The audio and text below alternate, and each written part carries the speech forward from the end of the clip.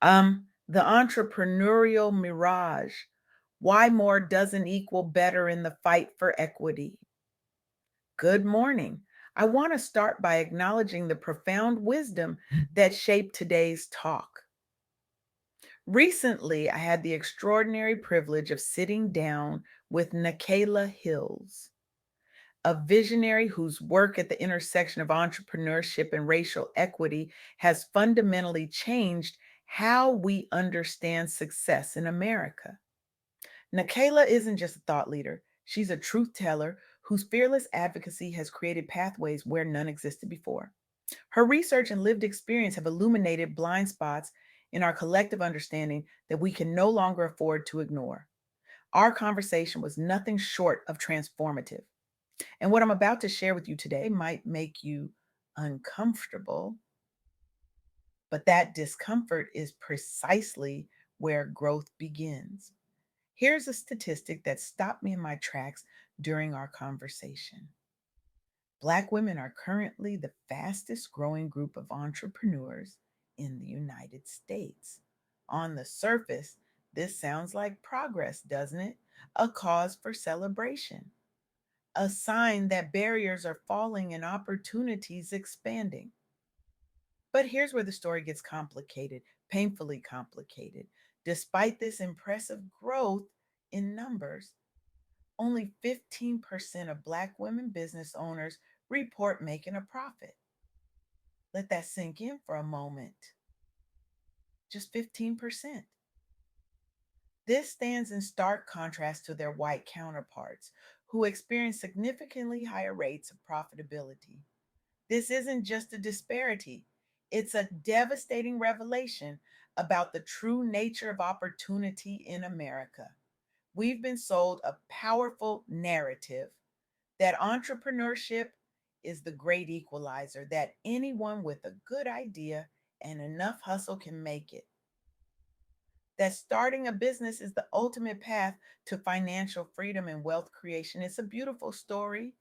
It's a comforting story, but it's a story that's simply not true for everyone.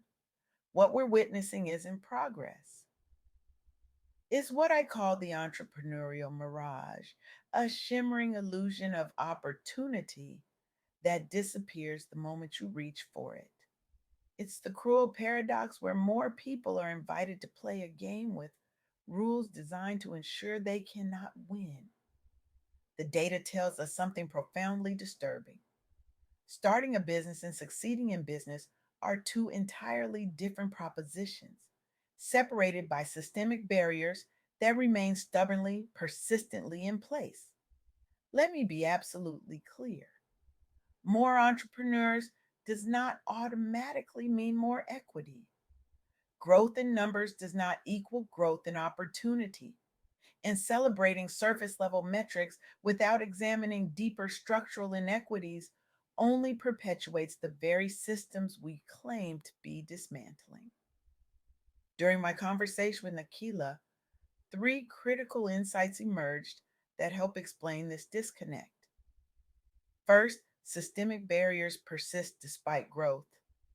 Even as more Black women start businesses at record rates, they continue to face significant obstacles: limited access to capital, persistent gender and racial biases, and exclusion from powerful networks. These aren't minor inconveniences, they're structural walls that fundamentally limit what's possible. Second, confidence and community matter enormously. Many women cite self doubt and lack of mentorship as major obstacles. The psychological toll of constantly having to prove yourself in spaces not designed for you cannot be overstated. It's exhausting, it's demoralizing, and it takes a very real toll on business outcomes. Third, individual success stories, while inspiring, aren't enough. We need collective advocacy, policy changes, and targeted funding programs to create sustainable change. The burden cannot rest solely on the shoulders of individual entrepreneurs. Let me bring these insights to life through the stories of three remarkable initiatives that illustrate both the challenges and the innovative solutions emerging in this space. Consider Walker's Legacy, a national professional collective founded by Natalie Madeira Cofield, named after Madam C.J. Walker, the first self made female millionaire in America. This organization was created specifically to support multicultural women in business. Imagine walking into a room where investors immediately question your competence, where loan officers assume you're higher risk despite evidence to the contrary, where mentorship opportunities simply aren't available to you. These are the daily realities for the women Walker's legacy serves.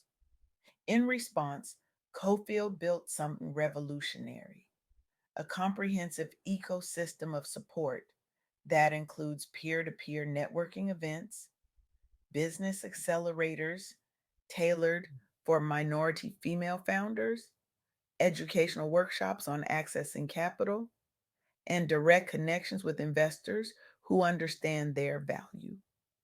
Over several years, Walker's legacy has supported thousands of Black women founders across the United States, measurably increasing both survival rates and revenues among their members.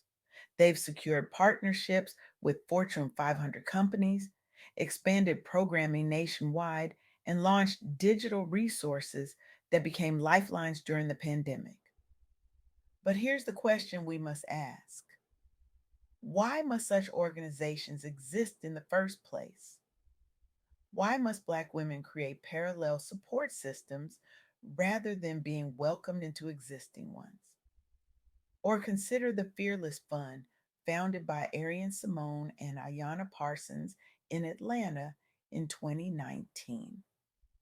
This venture capital fund invests exclusively in businesses led by women of color, a direct response to a staggering disparity.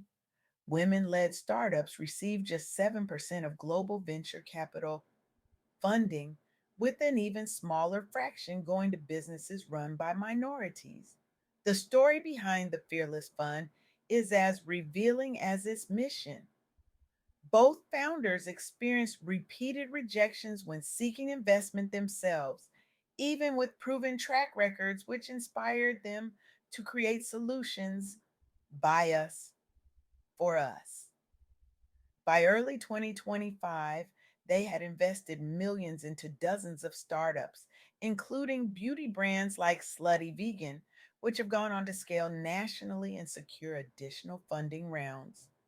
They've closed multiple successful funding rounds despite economic downturns and received national press coverage highlighting racial and gender disparities within venture capital markets.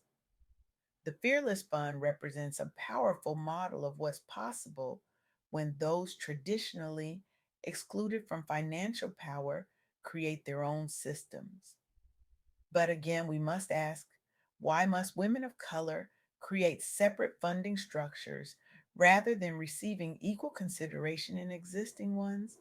And then there's Blavity Inc., co founded by Morgan DeBon, now one of America's largest media platforms focused on Black millennials. When DeBon launched Blavity in 2014, she faced skepticism from advertisers and investors who doubted there was market demand for culturally specific content led by young minority executives. Rather than accepting these limitations, DeBon and her team leveraged social media and community building techniques instead of relying on costly ad campaigns. They reinvested profits into live events like Afrotech, which has become a leading tech conference. Today, Blavity reaches millions monthly and has raised over $12 million across multiple funding rounds. What's remarkable about Blavity's story is how it demonstrates the viability and profitability that's possible when authentic representation meets innovative digital strategy. It proves that the market undervaluation of Black focused businesses isn't based on economic reality, but on biased perceptions.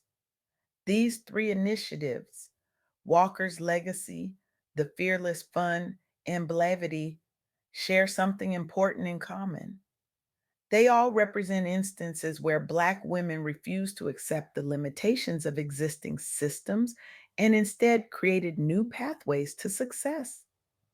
They're powerful examples of resilience, creativity, and determination. But here's the uncomfortable truth we must confront. Why must Black women work so much harder and be so much more innovative just to access opportunities that others take for granted? Why must they build parallel systems rather than being welcomed into existing ones? This brings me to a fundamental insight from my conversation with Nakeyla.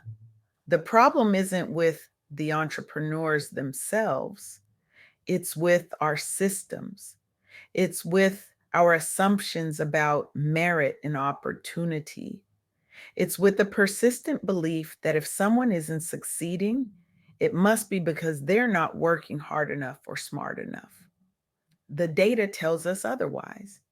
It tells us that talent is equally distributed, but opportunity is not.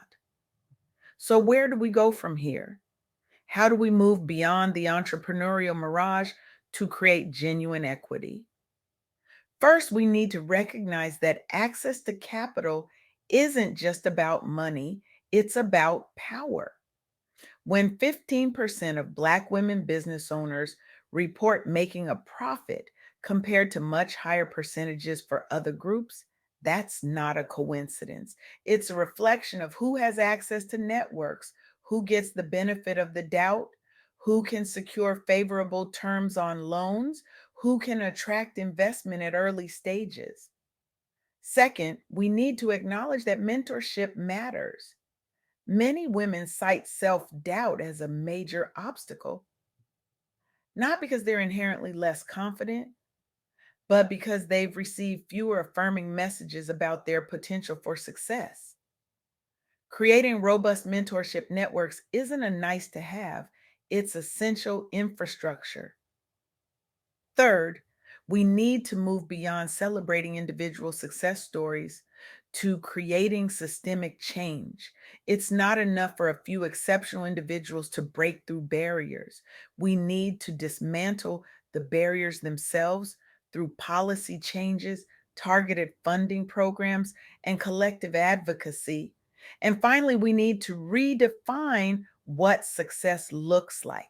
Is success merely about the number of businesses started, or should we be measuring the sustainability of those businesses, their profitability, their ability to create generational wealth, their impact on communities? I stand before you today not just to highlight a problem, but to issue a challenge. We must stop mistaking activity for progress. We must stop celebrating metrics that mask deeper inequities. We must demand systems that provide not just the appearance of opportunity, but its substance. This isn't just about fairness, though that would be reason enough. It's about unleashing untapped potential. It's about creating an economy that harnesses all available talent, not just the talent born into privilege. It's about building a society where entrepreneurial spirit can truly be matched by entrepreneurial opportunity. The question isn't whether we can afford to create more equitable systems. The question is whether we can afford not to. So I ask you today, what will you do with this knowledge? How will you use your voice, your influence, your resources to create genuine pathways to success for those systematically excluded? Will you continue to celebrate surface level metrics while ignoring deeper inequities? Or will you commit to creating systems where entrepreneurship can truly fulfill its promise as an engine of opportunity for all? The entrepreneurial mirage has persisted for too long. It's time to replace illusion with reality. It's time to build something real. Thank you.